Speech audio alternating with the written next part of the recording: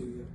તો એ ડેટા માટેનું એક સજેશન કર્યું. ત્યારબાદ સપ્ટેમ્બર 2022માં આપણા વડાપ્રધાન સાહેબશ્રી દ્વારા આ એક Ayushman Bharat digital mission program launch કરવામાં આવ્યો કે જેમના મેઇન આભા નંબર દરેક સિટીઝન જે છે એનું આભા કાર્ડ જે છે, આભા નંબર જે છે એ ફ્રીમાં બનાવી આપવામાં આવે છે અને આધાર કાર્ડ સાથે લિંક્ડ છે. બરાબર. તો આજ સુધી આભા આયુષ્માન ભારત હેલ્થ એકાઉન્ટ આપણે ગુજરાતની જે પોપ્યુલેશન છે એમાં આપણે ઓલમોસ્ટ 5,33,00,000 ગઈકાલનો આંકડો છે. 5,35,00,000 બેનિફિશિયરીઝને આપણે આભા કાર્ડ બનાવી દીધા છે. બરાબર. સેકન્ડ છે હેલ્થ કેર પ્રોફેશનલ રજિસ્ટ્રી. આપણે ત્યાં હેલ્થ કેર પ્રોફેશનલ એટલે આપણે ડોક્ટર કે નર્સિંગ જ નહીં. જેમ મેં તમને કહ્યું એમ હવે હેલ્થ પ્રોફેશનલ્સમાં આપણે doctor, nursing staff, pharmacist, allied professionals તમામને આપણે હેલ્થ પ્રોફેશનલ્સ તરીકે કન્સિડર કરી રહ્યા છે. તમામનું ક્લિનિકલ એસ્ટાબ્લિશમેન્ટ હેઠળ ફરજિયાત રજીસ્ટ્રેશન કરાવવાનું છે. એટલે આપ સૌને રિક્વેસ્ટ છે કે તમારે ત્યાં જેટલા પણ ડોક્ટર્સ હોય, અત્યારે હાલ તમે પીએમજેવાય પેનલમાં જે પણ ડોક્ટર છે એ તમામનું રજીસ્ટ્રેશન કર્યું, પણ એ કયા કર્યું છે કે જે તમારે રિક્વાયર્ડ છે પીએમજેવાય માટે. બરાબર. પણ પીએમજેવાય સિવાયના જેટલા પણ ડોક્ટર્સ હોય એ તમામ ડોક્ટર્સ હોય, નર્સિંગ સ્ટાફ હોય, બાકીનો એલાઇડ સ્ટાફ છે તમામનું રજીસ્ટ્રેશન તાત્કાલિક પૂર્ણ કરાવી દેશું. કેવી રીતે કરાવવું એ આપણે આગળ જોઈશું.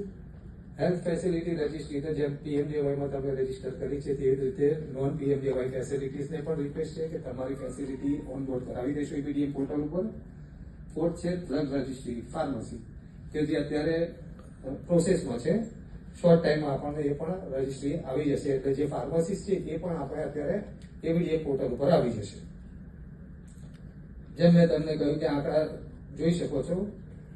5,35,00,000 મેં તમને કહ્યું કે આપણા 5,35,00,000 સિટીઝન્સના આપણે આધાર કાર્ડ બની ચૂક્યા છે.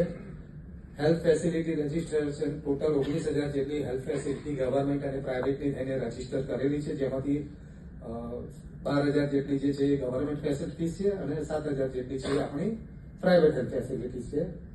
હેલ્થ પ્રોફેશનલ રજીસ્ટ્રેશન 34,636 જેવા થઈ ગયા છે, જેમાંથી લગભગ 18,000 કે 19,000 જેટલા છે એ ગવર્મેન્ટના પ્રોફેશનલ છે, બાકીના જે છે એ આપણે પ્રાઇવેટ સેક્ટરના છે. તો હજુ પણ આપણી પાસે ઘણા બધા હેલ્થ પ્રોફેશનલ્સના રજીસ્ટ્રેશન બાકી છે જે તાત્કાલિક પૂર્ણ કરવા. આભા કાર્ડ ઓલમોસ્ટ બધાએ બનાવેલું હોય છે. આભા કાર્ડ રજીસ્ટર કરવું હોય તો સિમ્પલ પ્રોસેસ છે. આભા એપ્લિકેશન તમારા મોબાઈલમાં ડાઉનલોડ કરો. ગવર્મેન્ટની જે એપ છે આપણી આભા એપ્લિકેશન ડાઉનલોડ કરશો પ્લે સ્ટોરમાં જઈને એટલે આધાર કાર્ડ નંબર માંગશે અને ઓટીપી માંગશે. જેવો આધાર નંબર નાખીશ ઓટીપી આવશે મારા રજીસ્ટર્ડ મોબાઈલ ઉપર. ઓટીપી એન્ટર કરીશ એટલે મારું આધારમાં જે પણ ડેમોગ્રાફિક ડિટેલ છે એ પ્રમાણે આભા કાર્ડ બની જશે અને મને ડાઉનલોડ કરી શકાશે. એનએચપીઆર. તો એનએચપીઆર શું છે કે આપણે એચપીઆર અને એચએફઆર બંને પહેલા અલગ અલગ પોર્ટલ રજીસ્ટર કરવા પડતા હતા. હવે એનએચએ નેશનલ હેલ્થ ઓથોરિટીએ બંનેને એક પ્લેટફોર્મ પ્રોવાઈડ કરી દીધું છે કે ફેસિલિટી રજીસ્ટર કરવી હોય કે પ્રોફેશનલ રજીસ્ટર કરવા હોય બંનેને એક જ પ્લેટફોર્મ ઉપર આપણે રજીસ્ટર કરી શકીએ છીએ, જેથી કરીને એને નામ આપવામાં આવ્યું છે national health care provider registry.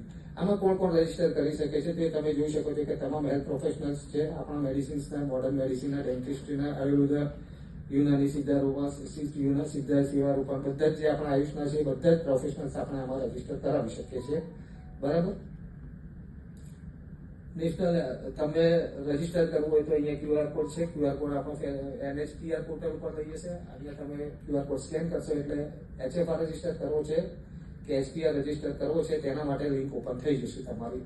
તમારા રોલ જે પણ છે ડોક્ટર્સ છે એમના 3 રોલ છે આપણા મેડિકલ ફેસિલિટીઝ પ્રોવાઈડર એમના. એક હેલ્થ કેર પ્રોફેશનલ કે જેમાં આપણા તમામ doctors, nursing staff, allied staff એ બધાનું આવી જશે.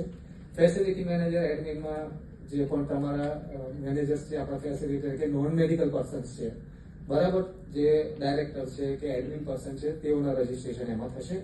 અને health care professional and facility doctor છે કે જે નાનું હોસ્પિટલ ચલાવે છે તો એ પોતે ફેસિલિટીનો ઓનર પણ છે અને એમના પ્રોફેશનલ પણ છે. તો તેઓનું રજીસ્ટ્રેશન જે છે આપણે હેલ્થ કેર મેડિકલ પ્રોફેશનલ અને ફેસિલિટી મેનેજર તરીકે રજીસ્ટર કરવાનું રહે છે. જેવું આપણે nhpr.apdm પેજ ઓપન કરીશું ગૂગલમાંથી એટલે તરત આપણને આ રીતનું એક પેજ ઓપન થાય છે કે જ્યાં તમે લોગિન એન્ડ રજીસ્ટ્રેશન. બરાબર. તો 2 ઓપ્શન છે, એક એડમિન લોગિન અને એક લોગિન રજીસ્ટ્રેશન. તો જેમ મેં તમને કહ્યું કે એડમિન લોગિનમાં તમારા જે પણ એડમિન પર્સન છે કે ફેસિલિટીના તમારા એડમિન પર્સન છે એમનું રજીસ્ટ્રેશન એમની પાસે એમનું રજીસ્ટ્રેશન એડમિન લોગિનથી કરવાનું રહેશે. અને તમારા જે પણ પ્રોફેશનલ્સ છે એ તમામનું રજીસ્ટ્રેશન તમે લોગિન રજીસ્ટ્રેશન થ્રુ કરવાનું રહેશે. કોણ રજીસ્ટ્રેશન જે પણ કરે તેની પર ડોક્યુમેન્ટ્સ રિક્વાયર્ડ શું છે, હેલ્થ પ્રોફેશનલ રજીસ્ટ્રેશન માટે કયા કયા ડોક્યુમેન્ટ રિક્વાયર્ડ છે. નોર્મલ ડિટેલ્સ છે, આપણે પર્સનલ ડિટેલ્સ આપણી આધાર કાર્ડ પ્રમાણે KYC માટે, બરાબર. તો આધારમાં જે ડિટેલ છે એ ડિટેલ આપણને રિક્વાયર છે, જેવો આધાર કાર્ડ